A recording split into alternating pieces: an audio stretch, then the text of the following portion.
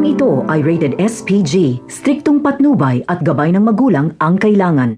Sa burol ni Noy ay kitang-kita kay Rigor at Tanggol kung sino ang may respeto. Nagawa ni Rigor na magsisigaw at saktan si Santino sa harap mismo ng kabaong ni Noy.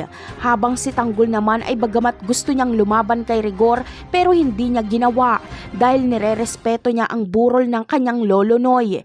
Pero kung sa labas lang nangyari ito ay siguradong makakatikim na itong si Rigor kay Tanggol.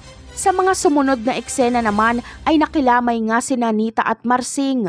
Ang tunay nilang pakay ay makausap si Tanggol tungkol kay Mokang. Naging emosyonal si Tanggol at napagtanto niyang hindi siya dapat magsinungaling. Alam niyang karapatan nila Marsing ang malaman ang nangyari sa kanilang anak. Kaya umiiyak si Tanggol na sinabing patay na si Mokang. Sumagot naman si Marsing na sinungaling umano si Tanggol at sinapak niya si Tanggol. Hindi lalaban si Tanggol. Alam niya kasing natural lang sa isang magulang ang magalit kapag malamang may pumatay sa kanilang anak.